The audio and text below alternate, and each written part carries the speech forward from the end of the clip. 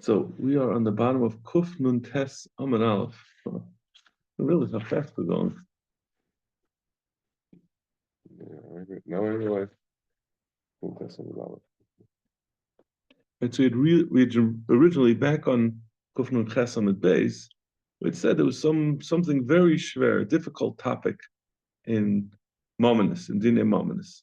And the first suggestion we had was talking about a son which was on the top of Kufn Tesal. Ben Shemach Nechsiav B'chayav Umeis B'noi. Umeis B'noi Metzim Yad L'Kufs. You had again the case of Yaakov. Yaakov sold Yitzchak's, the Yerusha he was going to get from Yitzchak. Yitzchak was still alive. But then Yaakov ended up dying. Yaakov ended up dying before Yitzchak. So he said, Reuven can go take this karka away from the people that Yaakov sold it to. He's tried to sell it, but he never yarshened it. And this was the difficult topic. And the Gemara had asked him that, what's so schwer about it? We know that a son moves into his father's position. So Yaakov moved into Yitzchak's position. I'm sorry, you shouldn't say that. Reuven, the son of Yaakov, moves into Yaakov's position. Yaakov was the Yerush. Now Reuven is the Yerush. So we said no, that's not a.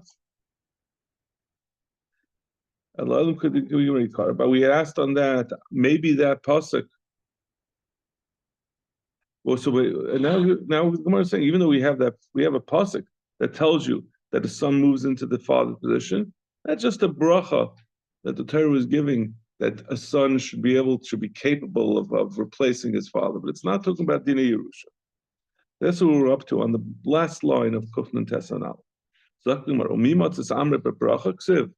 Can you really say that this rule, that a son moves into his father's position, his dead father, and he yarshens directly from the grandfather, but Legabit there is no such thing. But Tanya, we have a Bryce, the Mr. Shas tells us to Tnan, because this is our Mishnah. If the house fell on a father, on let's say Yaakov and his father Yitzchak, Olav al Merishav, here on Yaakov and those who are Merishim, Merisha, we assume that at this time it means his brothers, one of his brothers died that he was yarshening. And Yaakov owed money. He had a wife that he owed money to for ksuba. He had other bal chayv. Yershei ha'av oimrim, the Yershei ha'av, meaning the Yershim of Yitzchak say, haben meis rishon v'achach meis ha'av. They say first Yaakov died and then Yitzchak. So therefore they say we're the Yershim of Yitzchak. Yaakov never got it. So let's say the Yershei ha'av are his brothers, or the brothers of Yaakov, Esav, let's say, you know what, Yaakov died, so therefore we get the entire Yerusha. Baal Chayv, but the Baal Chayv, the people that Yaakov owed money to, or the Isha, or his wife, say, Av Meisrish, the father died, and therefore, when the father died, then Yitzchak died, then Yaakov yarshened, and therefore that money is available to pay their chayvus. Good morning. And afterwards, the son died. Yeah, so if the father died first, then there was money by Yaakov to pay his debts. So Gemara says, what is this case? We just said we said Yershei ha'av. We didn't say exactly who that is. Gemara assumes Yershei ha'av. Again, we're talking about Yitzchak is the father. Yaakov is the brother.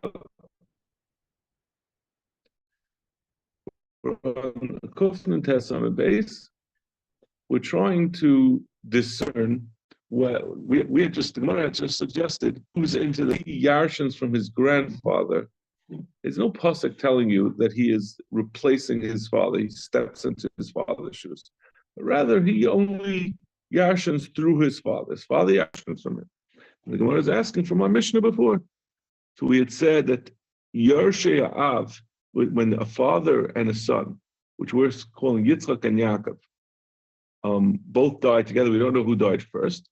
The Mishnah says the Yershei Av are claiming, and I'm sorry, Yaakov has chayvus that he bali chay that he owes money to, and the Yershei Av, the Yershim of Yitzchak are saying that Yaakov died first. He never yarshin from Yitzchak. Therefore, the money remains by Yitzchak, and we can get it. But the bali chayv of Yaakov are saying no. The father died first. Yitzchak died first, at which point Yaakov yarshined his money, and therefore now it's available for us to take as because we're the Bali Chayvus. So my love Yershei Av b'nei Marisha. Would we not say that the Yershei Av? We didn't say who these Yershim of Yitzchak are. Are they not the sons of Yaakov? B'nei Marisha, b'nei. I'm sorry. Marisha Achi, and who are the people that are? We said two options: either his father died, Yaakov's father died, which is Yitzchak, or is Marisha, or those who he will inherit from. Are those not his brothers? And if you'll hold, if we say these children, the Bnei Yaakov, the grandchildren of Yitzchak, they're saying our grandfather died after Yaakov died, and therefore we should yarshin from our grandfather. And if you'll say that they don't have their own ability, that we say because of the pasuk that tells us that a son moves into his father's position, and therefore they become like direct yarshim of the grandfather. If you'll hold this pasuk is only a bracha. It's not telling you an actual din that a grandson is a direct yorish of his grandfather because he moves into the position of his father. So if that's the truth, so the son is only yarshining through his father.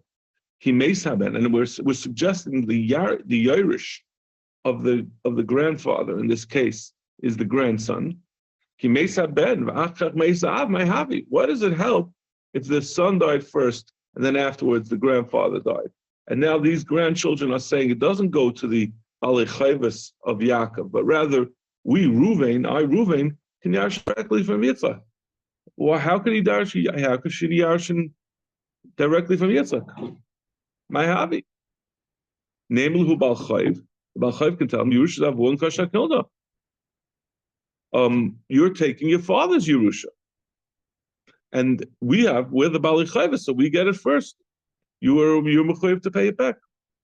And it's complicated, this thing. The point is that if we assume that the argument over here is between, we have the Yershei Av, Yitzchak's Yershim, and the Bali Chayvus of Yaakov. And the Mishnah, the Gemara at this point is assuming who's these Yershei Av, who are the Yershim of Yitzchak, the Yaakov's son, Reuven.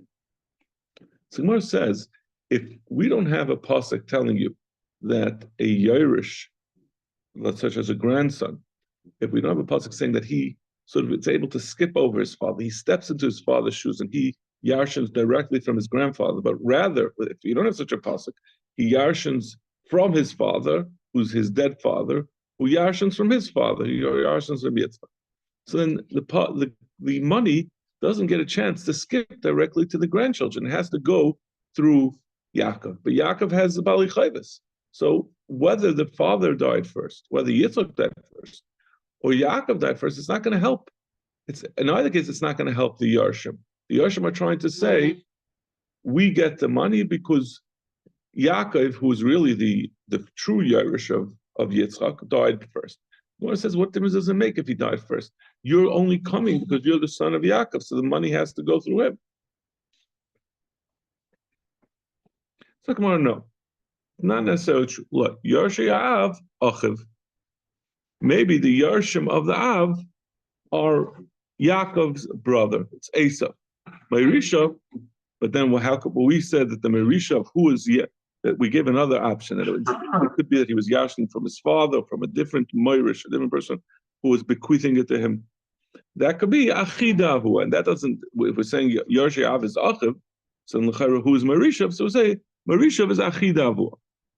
Meaning, who's that? Yeah. That means Yitzchak's brother, Ishmael, right? That's only negay because since we had assumed Merishav was the brothers, and now we're saying the ones who are being Yerush from Yaakov are the brothers. So now we can no longer say the ones who are Yashning to Yitzchak to Yaakov are his brothers. It has to be his uncles. Bo minim Rav Sheshes. Ben, a different question. Ben Maushi Yerush imay bekever lahanchal acha minah. If so, the example of this is Yosef ben Rachel, right? His father is Yaakov, and when Rachel dies, she had possessions, she had assets. So who gets it? Assuming so normally her son Yarshins. What if Yosef was dead before Rachel? Rachel dies, but Yosef is already dead. Can Ruvain, the Yerush, Reuben is Yosef's brother from another mother, right? Reuben is Leah's son, but they both share a father Yaakov, and Yerusha goes through brothers. Do we say that it passes through, since Yosef cannot yarshin it? So rather than going up to Rachel's father to Lavan, instead it will go to Reuben. Can he pass through Bekever after his death?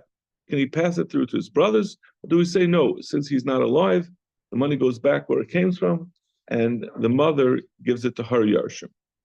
What the father? You're saying Yaakov's not there either?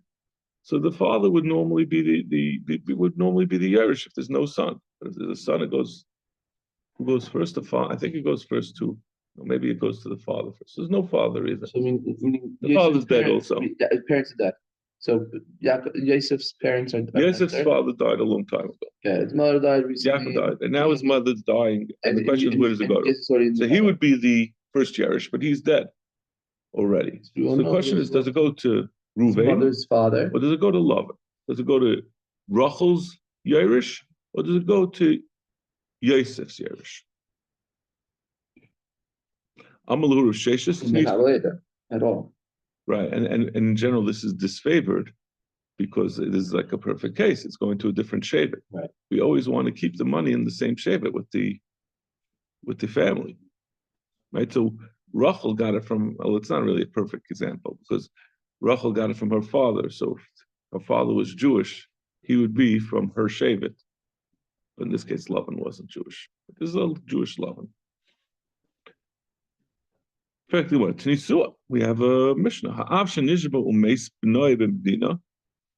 A father that was captured and he died somewhere while he was captured. And his son died where they were living.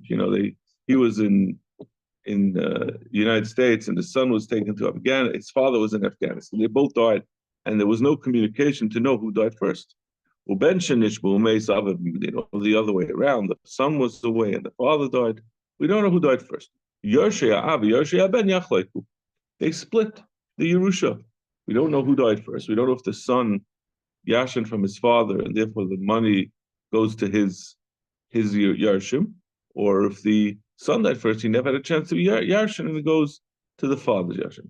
If it's talking about a father and a son, Haininu Yarshei Ava, Haininu Yarshei Ben. If the father, let's say the father was Yaakov, and the son was Yosef, who was away in Mitzrayim, and we don't know who died first. But who are Yosef's Yarshim? Yosef's Yarshim are his brothers or his sons. They're also the Yarshim of Yaakov. What's the distinction? They're both Yarshim. We said Gemara, But we're not talking about Baal Chayv. We're not talking about Baal Chayv. This mission doesn't mention Baal Chayv. Before we had talked specifically with the case where there was an intervening Baal Chayv. So the question is, it's all the same person. It's all the same Yarshim. Elav HaKamar. When we say a ben, we don't mean Yaakov and his son Yosef. Av shenishba umeis ben bitay b'medina. Ben bita shenishba umeis avi imay b'medina. We're talking about Yaakov and Dina's son. Dina had a son Moshe. Yaakov had a daughter Dina, and Dina had a son. And this son, this Moshe, died together with Yosef. I'm sorry, with Yaakov.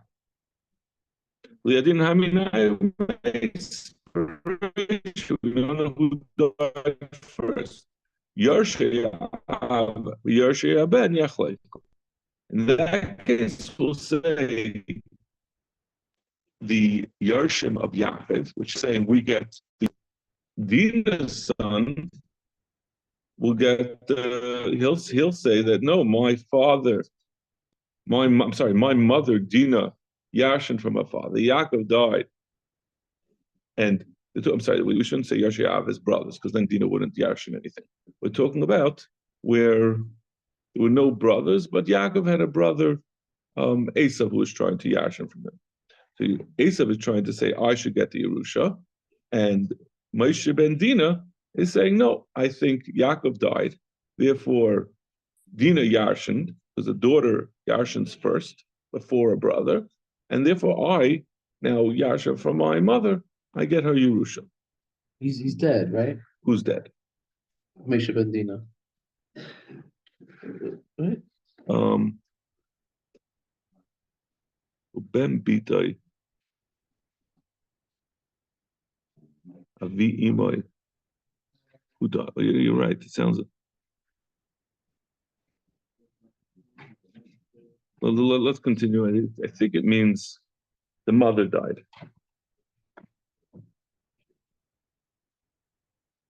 So what would it make a difference? Oh no, right, no, that's right. The son, you're right. The grandson died, and he has his own Yarshim. He has his own Yarshim. So, but his mother is died. No, I'm sorry. Right, so he died. Right, and his mother's alive. Even though the grandson died first,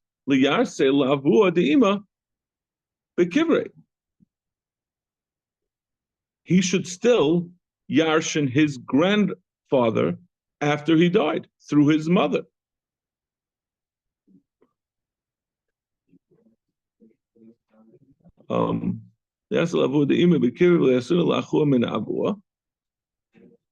And he should pass over Esav to his and pass it over.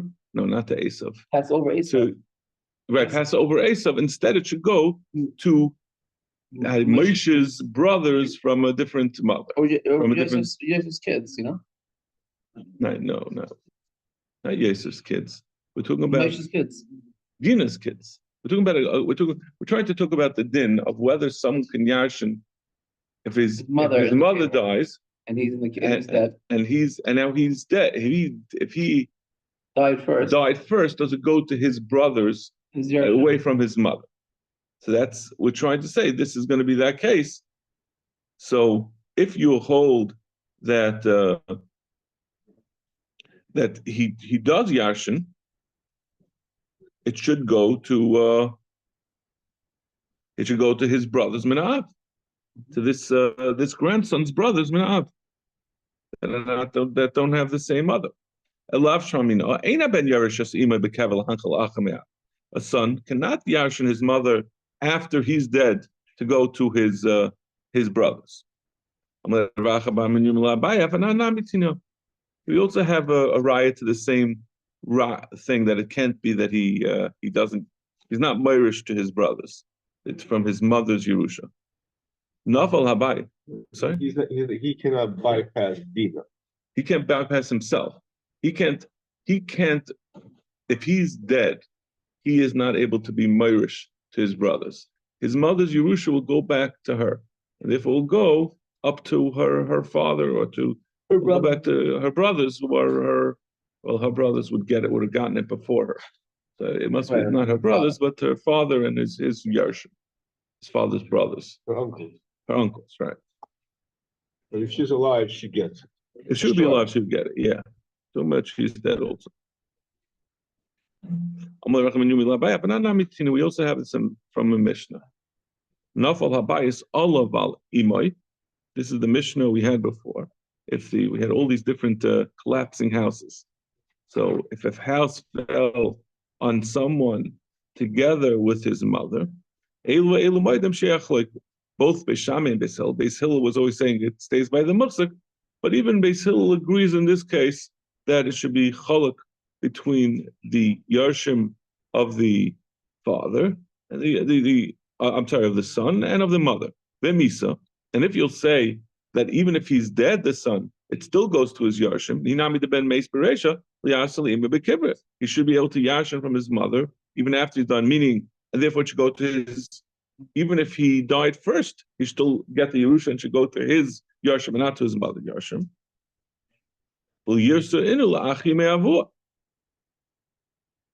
And it should go to his brothers from his father that are not from that mother.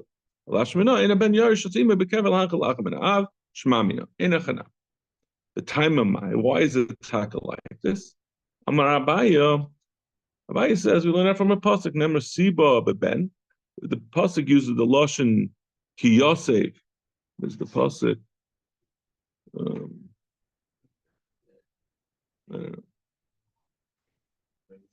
The pasuk we have the pasuk Ki Yosef, the Gabi Yerusha of a son. Nemer Siba Bebal, and we also have a son who yashins from his mother, and we have Siba that says by a Baal that a husband who's yashining from his wife. Ma Siva Amur Baal in a Baal Yarish Ishte Bekever.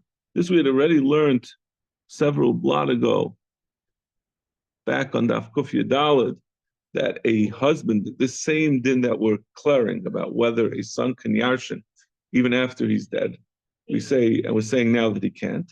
We had already said there's a similar din, even though a husband can yashin his wife, that is limited only as long as he's alive. But if he's already dead, it doesn't pass through him to his descendants, to his yarshim. So just like that, din applies by a husband. Okay,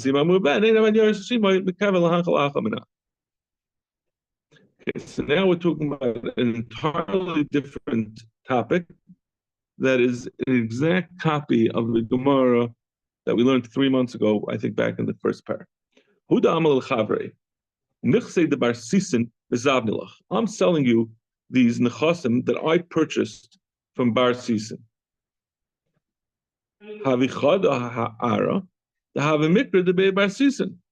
And he had a piece of land that was called Bar Sisin. Said to Shimon, I'm selling you the karka that I got from Bar Sisin. And he had a piece of karka that was called Bar Sisin. So Shimon shows up and he's ready to move into his new house. Amalei, halav the Bei Bar Sisin. No, Shimon, not so fast. The 8,000 square foot mansion that's called Bar Sisin, that's not what I purchased from Bar Sisin. The Mikri the Bei Bar Sisin. You just called that. The actual house is a little shed that's behind my. I keep my garden tools in. That's what you purchased for $8 million. Also, they came to Rav Nachman. He said, he told Reuven, you're not so fast. Don't tell me that, you can't say that it's just called the Bei Bar Sisin, but you were really referring to something else. This little hut that you had bought from Bar Sisin. Omle Rav Nachman, Dina Hachi. How could you say this is the din? Rava asked on Rav Nachman, how could you paskin that the lekeach gets the bigger, this thing that the seller is saying is not really sold from the Bei Bar Sisin. It wasn't originally purchased from Bei Bar Sisin. This lekeach is coming to take away. Shimon is trying to take something away from Reuven. Reuven owns these karkas, and he's trying to determine which is the correct karka. How could you say I'm mitzvah mechaver l'raya? Shimon is the one who has to bring the raya that Reuven is lying. So the Rava, the Rava, or the Rav Nachman, the Rav Nachman. We have Rava. Rav Nachman said we go with the purchaser and we don't worry about how much mechaver l'raya. And Rava, who said we should say how much mechaver l'raya, we find that they take the opposite position. The Huda Amal Elechavre, my boys behind Besa. Reuven said to Shimon, "What are you doing in my house?"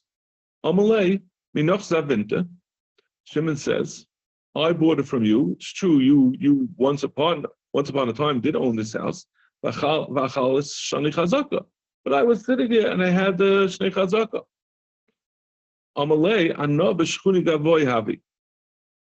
Reuven says to him, "It's true. You were living. You had a."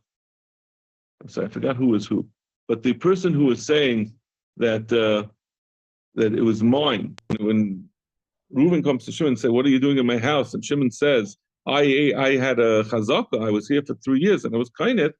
Reuven says back to him, "It's true you were here for 3 years, but the whole 3 years I was living in the back room of this house. So it's not a chazaka. I didn't feel like I had to register a protest because you didn't have a real chazaka since I was here." Also,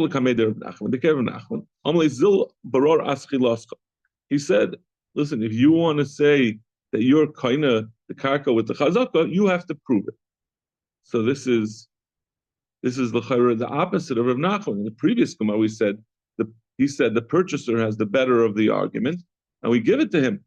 So why don't we say over here the muhsik also, he has the better of the argument. Let the other one prove that he was there the whole time. Why does the muhsik have to prove that he made a chazaka without the other, or else prove some other way that he owns the karka? Amr Rav Nachman, Dina Hachi? And Rav asked on him, "How could you say this? I'm mitzvah mechaver l'varaya. L'chayra, it's a mitzvah mechaver l'varaya." So l'chayra, over here, he's trying to say the mitzi is the one who was making the chazaka. But l'chayra, not the original owner. I think since he was machzik in it, he's the mitzi. He's the muchzik. Who, the second guy? The second guy, yeah. He's the one has the 8 months. He was there for 3 years. Now we need the original owner has to prove that he was living did something inside. to ruin the chazak. He's saying the mitzi is the one who owned. He definitely owned it originally, but he's trying to claim that the chazaka was no good. So he's saying so we're switching in Rava who the muhsik is. In this case, not the original owner; it's the one who was making the chazaka. Kasha the Rav Nachman, the Rav Nachman. Talking about the Rav like Kasha, Hacha Moicha Koy Benifsei.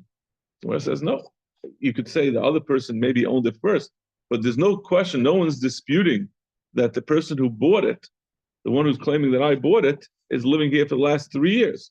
So you want to be ma'arer on that chazaka, you're really the mitzi. So it is a mitzi mechaver l'varaya. It's true that you once owned it, but he definitely was machzik in it. You're trying to say the chazaka is no good, but he's sitting on the karka, so you have to, if you want to take it away from the person who's actually sitting on it, you're the one who has to bring the raya. Also, lekech kai benechsei, but in the other case, lekech is the one who's holding on to it.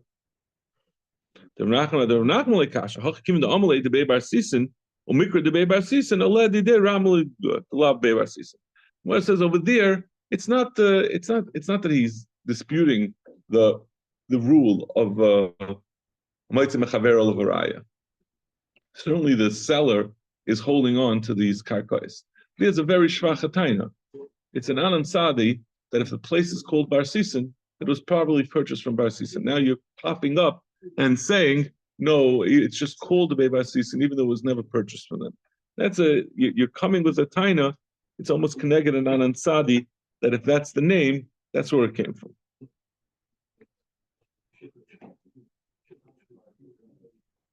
Over here, but Mashenkin over here, when he's coming with a taina that he was living in the house, even if he had a star, he would have to be we would tell him even the star is not enough to get it. You'd have to be Mekayim the star in order to get it. Okay. Look, the mission. We're starting with a whole new topic. I don't know if what picture do you have on the side of this? You have this, like the picture. Okay, you have the squiggly line. There are two types of gittim. Over here, we're talking about get pashat, we get makusha.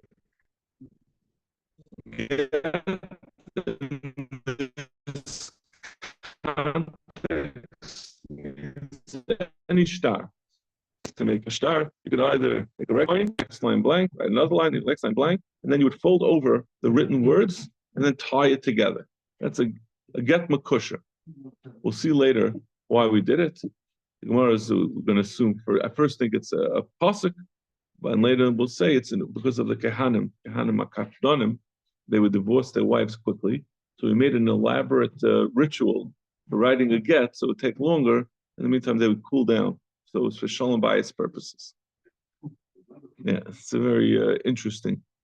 But so get pashat, when you make a get pashat, which is a regular get, where you just write whatever's in the star on the get, on the star, edav mitaycha. The edim are written on the same side as the writing with where the writing is. Makusher, but when you have a makusher, a get, or we say get, but it means a star that's tied up, this type of accordion type of star, edav ma'acharav. The edim sign on the opposite side, on the side that is blank. Pashat shekasu edim ma'acharav. Makusher shekasu edim b'seichai. If you reversed it, if a regular get, the edim wrote it on the blank side, and the makusher, if they wrote it on the written side, shneim psulin. Both of them are going to be puzzled because you didn't write it properly. If you wrote the makusher, a tied get, and you wrote it on the inside, it's kasher. Since you have the option, you could just untie it, and then you'll have all the writing on one side together with the chasum, together with the signatures of the edim. So you have the ability to convert it into a pashat, but the other way around wouldn't work. If you put it on the blank side of a regular get, it can never be, even if it's on the wrong side. You can't tie it up after you wrote it because it doesn't have the blank spaces. Gemara will explain what this is referring to. Get pashat edav b'shnayim. A regular get needs two edim. U'makusher b'shloisha. You need three. You need at least one aid for each separate line, each blank space. But if you only had a pasha and you only had one aid, or a kusha that only had two, they're both going to be puzzle. We're going to ask. Obviously, if you only have one aid echad, it's going to puzzle. It's never a kasha. You always need two aid. The more dig yourself. Sorry? Make the dig yourself. You don't need the mission to revert. You don't need the mission to tell you that one. Even if we said you need two edim we're trying to distinguish between a get pasha and a get makusha. That we understand why we have two aids. To say that one aid is no good, it's never good. Why would you think such a thing? Okay, we'll stop over here.